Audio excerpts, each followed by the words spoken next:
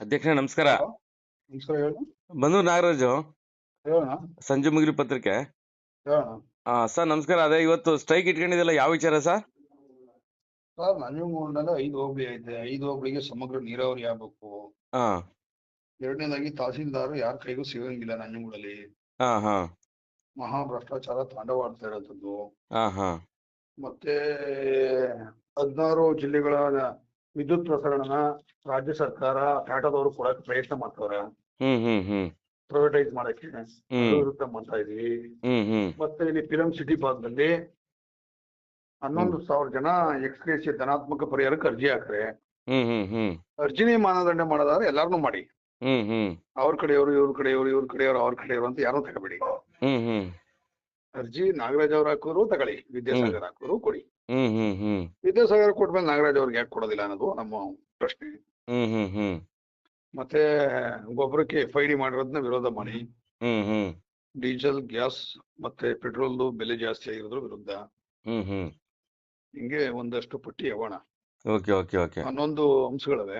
ಹ್ಮ್ ಹ್ಮ್ ಹ್ಮ್ ಇಷ್ಟು ವಿಚಾರಗಳನ್ನ ಇಟ್ಕೊಂಡ್ ಮಾಡ್ತಾ ಇದೀವಿ ನಾವು. ಈಗ ಮೊನ್ನೆ ತಾವು ಅಲ್ಲೇ ನಂಜನಗೂಡಲ್ಲೇ ತಾವು ದೊಡ್ಡ ಮಟ್ಟದ ಮಾಡಿದ್ರಿ ಪ್ರತಿಭಟನೆ, ಅದಕ್ಕೆ ಹೌದು, 2 ಸಾವಿರ ಅಧಿಕಾರಿಗಳೇನು ಸ್ಪಂದಿಸ್ಲಿಲ್ಲ. ಇಲ್ಲಿ ತಹಸೀಲ್ದಾರ್ ವಿರುದ್ಧನೆ ಮಾಡಿರೋದ್ರಿಂದ ಹ್ಮ್ ತಹಸೀಲ್ದಾರರು ಅದ್ರ ಮೇಲೆ ನಿರ್ಧಾರ ತಗೊಳಕ್ ಬರೋದಿಲ್ಲ.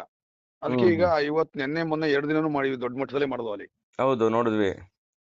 ಈಗ ಇವತ್ತು ಮೈಸೂರು ಕಮಿಷನರ್ ಆಫೀಸ್ಗೆ ಬರ್ತಾ ಇದ್ವಿ, ಹಾ ಹಾ ಹಾ ಪ್ರಾದೇಶಿಕ ಆಯುಕ್ತರ ಆಫೀಸ್ಗೆ. ಹ್ಮ್ ಹ್ಮ್ ಹ್ಮ್ ಪ್ರಾದೇಶಿಕ ಆಯುಕ್ತರ ಆಫೀಸಿನಲ್ಲಿ ಹೋರಾಟ ಪ್ರಾರಂಭ ಮಾಡ್ತಾ ಇದೀವಿ ಇವತ್ತು.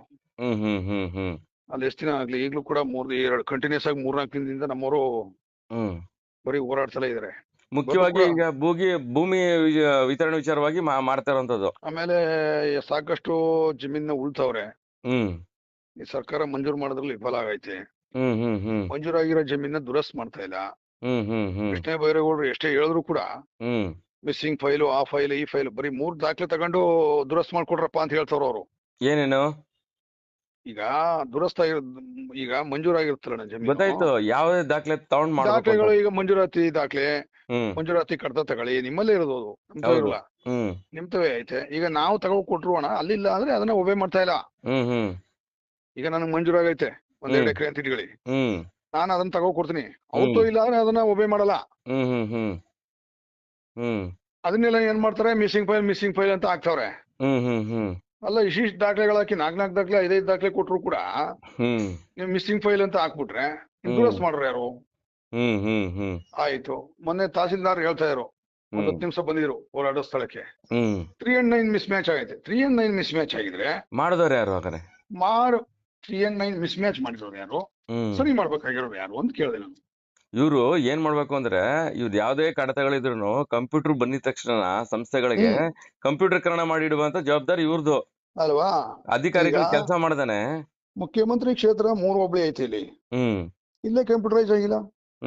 ಯಾಕಾಗಿಲ್ಲ? ಇವ್ರು ಇಷ್ಟ ಬಂದಂಗೆ ತಿದ್ದಬೇಕು ಅಂತ ಮಾಡಿಕೊಂಡ್ರೆ. ಭೂ ದಾಖಲೆಗಳು. ಹೌದು. ಆಮೇಲೆ ನಿಮ್ ತಾಲೂಕ್ ಆಫೀಸಿಂದ ಈಗ ನನ್ನ ಹೆಸರು ವಿದ್ಯಾಸಾಗರ್, ನಮ್ಮ ಅಪ್ಪನ ಹೆಸರು ರಾಮೇಗೌಡ. ಈ ಹೆಸರಿನಲ್ಲಿ 1 ದಾಖಲೆ ಇದ್ರೆ ಇನ್ನೊಬ್ಬರ ಹೆಸರನ್ನ ದುರುಪಯೋಗ ಪಡಿಸ್ಕೊಳ್ಳೋಕ್ಕೋಸ್ಕರ ಅಪ್ಪನ ಹೆಸರು ಚೇಂಜ್ ಮಾಡ್ಕೊಂಡು ಅವನ ಹೆಸರು ಚೇಂಜ್ ಮಾಡ್ಕೊಂಡು ಎಲ್ಲ ಓಡಾಡ್ತಾವ್ರೆ. ನೀವೇ 2 ಡೆತ್ ಸರ್ಟಿಫಿಕೇಟ್ ಕೊಡ್ತಾ ಇದ್ರಿ, 2 ವಂಶವೃಕ್ಷ ಕೊಡ್ತಾ ಇದ್ರಿ. ಹೆಂಗ್ ಕೊಡ್ತಾ ಇದ್ರಿ? ಕಚ್ಚಾಡ್ಕೊಂಡ್ ಸಾಯ್ಲಿ ರೈತರು, ಅಣ್ಣ ತಂದಿರು. ನನ್ನ ತಾಲೂಕಲ್ಲಿ ಆ ತರದ 4-5 ಪ್ರಕರಣಗಳಾಗವೆ. ಹೌದು, ಇಡೀ ಜಿಲ್ಲೆಯಲ್ಲಿ ಹಂಗೆ ಆಗಿರೋದು. ಈ ತಹಸೀಲ್ದಾರರು ಬಂದ್ಮೇಲೆ 1 ಎಕರೆ 6 ಕುಂಟೆ ನೀಟಾಗಿ ಕೆಂಪಯ್ಯ, ಅವ್ರ ಅಪ್ಪನ ಹೆಸರು ಶಿವಣ್ಣ ಬಿನ್ ಕೆಂಪಯ್ಯ, ಪುನಃ ಡೆತ್ ಸರ್ಟಿಫಿಕೇಟ್ ಮಾಡ್ಸ್ಕೊಂಡ, ಉರುಪ್ ಕೆ ಮಾದಯ್ಯ ಅಂತ ಮಾಡ್ಸ್ಕೊಂಡ. ಆ ಮಾದಯ್ಯನ ಅವ್ರದ್ದು ಪಕ್ಕದವ್ರ ಜಮೀನು. ಆ ಜಮೀನ್ ತಗೋಗಿ ನೀವೇ ಈ ಒಮ್ಮನೆಗೆ ತಗೋ ಕೊಡ್ತಾರೆ, ಈ ತಹಸೀಲ್ದಾರ್ ತಗೋ ಕೊಡ್ತಾರೆ. ಅದಕ್ಕೆ ಕೇಸ್ ಹಾಕೊಂಡು DC ಕೋರ್ಟ್ಗೆ ಹೋಗಿ AC ಕೋರ್ಟ್ಗೆ ಹೋಗಿ ಅನ್ಕೊಂಡು ಇವರೇ ಹೇಳ್ಕೊಡೋದು. ಈಗ ನಾನು ತಪ್ಪು ಮಾಡಿದೀನಿ ಅಂದ್ರೆ ಪಕ್ಕದವ್ರು ಎತ್ಕಡ್ತವನೆ.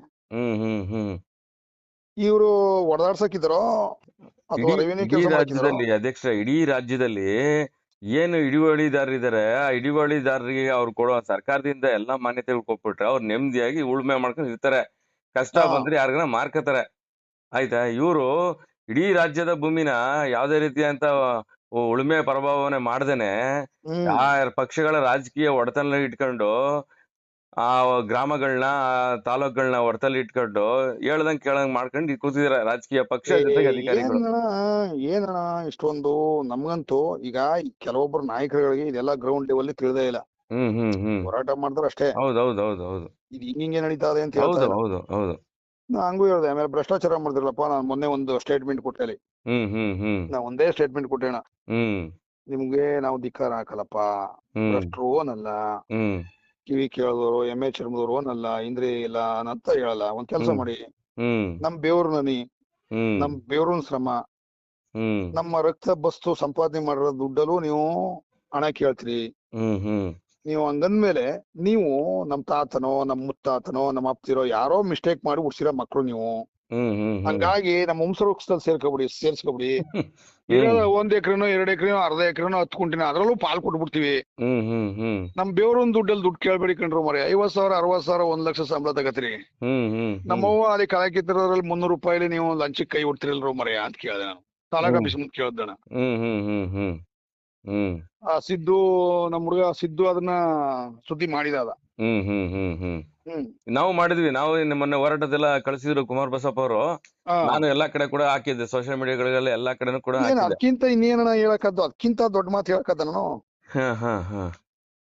ಈಗ ನನ್ ದೇವ್ರನ್ನ ನೀವು ತಿನ್ಬೇಕು ಅನ್ನೋದಾದ್ರೆ ಹೌದೌದೌದು ನಮ್ಮ ವಂಶಿಕರಾಗ್ಬೇಕು. ಅಲ್ಲ, ಎಷ್ಟು ಏನಾಗಿದೆ ಅಂದ್ರೆ ಇವತ್ತು ಕಡತಗಳ ಈ ರಿಜಿಸ್ಟರ್ ಆಫೀಸ್ಗಳಲ್ಲಿ ಎಲ್ಲಾ ಇಲಾಖೆಗಳಲ್ಲಿ ರೈತರ ಕಡತಗಳೇ ಇಲ್ಲ ಅಣ್ಣ. ಒಂದಷ್ಟು ಏನಪ್ಪಾ ಅಂದ್ರೆ ಕೃಷ್ಣ ಬೈರೇಗೌಡ ಮಾಡದ್ದು ಒಂದಷ್ಟು ಆಧಾರ್ ಕಾರ್ಡ್ ಲಿಂಕ್ ಮಾಡಿದ್ರಲ್ಲ, ಅದರಿಂದ ಒಂದಷ್ಟು ಸೇಫ್ ಆದವಣ. ಇಲ್ಲ ಅಂದಿದ್ರೆ ಇನ್ನೂ ಗೋಲ್ಮಾಲ್ ಮಾಡ್ಬೋದು. ಇನ್ನ ಸರ್ಕಾರಿ ಭೂಮಿ ಒತ್ತುವರಿಗಳು ಆಯ್ತಾ, ಕೆರೆ ಕಟ್ಟೆ ಒತ್ತುವರಿಗಳು, ಇವೆಲ್ಲ ಯಾವಾಗ ಮಾಡ್ತಾರೆ ಇವರು ಅಧಿಕಾರಿಗಳು, ಅರ್ಥನೇ ಆಗ್ತಾ ಇಲ್ಲ ಅಣ್ಣ. ಈಗ ನಮ್ಮಲ್ಲಿ ಈಗ ಮೈಸೂರು ತಹಸೀಲ್ದಾರ್ ಮಹೇಶ್ ಅವ್ರಲ್ಲ, ಅವ್ರಿದ್ದಾಗ ಒಂದ್ 300-400 ಕೋಟಿ ರೂಪಾಯಿ ಆಸ್ತಿನ ಸರ್ಕಾರಕ್ಕೆ ಬಿಡ್ಸಿದ್ರು ಅನ್ನೋದು ಬಿಡ್ಕೊಂಡ್ರೆ, ಒಬ್ಬ ತಹಸೀಲ್ದಾರ್ ಒಂದು 10 ಅಡಿ ಬಿಡ್ಸಿಲ್ಲ ಅಣ್ಣ. ಒಬ್ಬ ತಹಸೀಲ್ದಾರ್ 10 ಅಡಿ ಬಿಡ್ಸಿಲ್ಲ. ಗೌಡ್ರೆ, ರಾಜಕಾರಣಿಗಳನ್ನ ಎದುರಾಕೊಂಡ್ಬೇಕು ಅನ್ನೋದು ಅವ್ರ ಕೆಲವೊಂದೆಲ್ಲ ಅವ್ರ ಅಡಿ ಆಳಕ್ಕೆ ಕೆಲಸ ಮಾಡ್ಬೇಕಲ್ಲ ಇವರು. ಶ್ರೀನಿವಾಸ್ ಪ್ರಸಾದ್ ಜೊತೆಲಿದ್ದವರು ಅಂತ್ಯವ್ರತು ಒಂದ್ 50 ಎಕರೆ ಬಿಡ್ಸ್ಬಿಟ್ರು. ಇಲ್ಲಿದ್ದಾಗ ಮಾತ್ರ ಅಷ್ಟೇ ಕಡಕ್ ಆಗಿ ಮಾಡಿದ್ರಣ ಅವ್ರು. ನಮ್ಗೆ ಬಹಳ ಗೌರವ ಇದೆ. ಈಗ ನಮ್ಮ ನರಸೀಪುರ ತಾಲೂಕಲ್ಲಿ ಆಯ್ತಾ ಎಷ್ಟೋ ಸರ್ಕಾರಿ ಭೂಮಿಗಳನ್ನ ಒತ್ತುವರಿ ಮಾಡ್ಕೊಂಡಿರೋದು ಏನು 50-60 ವರ್ಷದಿಂದ ಆಯ್ತಾ. ಸ್ಮಶಾನಕ್ ಜಾಗ ಇಲ್ಲ. ಕೊಡವಳ್ಳಿ ಗ್ರಾಮದಲ್ಲಿ ಗ್ರಾಮಸ್ಥರು ಹೋಗಕ್ಕೆ ಸ್ಮಶಾನಕ್ ಜಾಗ ಇಲ್ಲ, ಅಂತದ್ನೆಲ್ಲ ಒತ್ತುವರಿ ಮಾಡ್ಕೊಂಡ್ರೆ ಇನ್ನೂ ಅವರು ಆ ರಾಜಕೀಯಕ್ಕೆ ಈ ರಾಜಕೀಯಕ್ಕೆ ಅಂತ ತಲೆ ಬಾಕೊಂಡು ಮಾಡಕ್ಕೆ ಆಗ್ದೇನೆ ಕೂತವ್ರೆ. ನಾವು ಹಿಂಗೆ ತಹಸೀಲ್ದಾರ್ ಹಿಂಗ್ ಮಾಡ್ತಾವ್ರು ಹಿಂಗಂತ ಕೇಳಿದ್ರೆ, ತಹಸೀಲ್ದಾರ್ ಬಕೆಟ್ ಇಟ್ಕೊ ಓಡಾಡೋ ಇನ್ನೊಂದ್ ಸಣ್ಣ ಟೀಮ್ ಇರುತ್ತೆ. ಮಾಡ್ಲಿ ಬಿಡಿ, ಅವ್ರಿಗೆ ಕೆಲ್ಸ ಇಲ್ಲ ಅಂತ ನಾವ್ ಹೋಗಿ ಇಲ್ಲಿ ಆಯ್ತಾ ಇರೋದು. ಹೌದು ಈ ತರ ಎಲ್ಲ ನಡೀತಾ ಇದೆ ಅಣ್ಣ. ಆಯ್ತು, ಒಳ್ಳೇದಾಗ್ಲಿ ನಿಮ್ಮ ಹೋರಾಟಕ್ಕೆ. ಬನ್ನಿ ಅಣ್ಣ. Thank you sir. ಇದೊಂದು ಸುದ್ದಿ ಮಾಡ್ತೀನಿ ಸರ್. ಮಾಡಿ ಅಣ್ಣ, ಮಾಡಿ. Okay, thank you.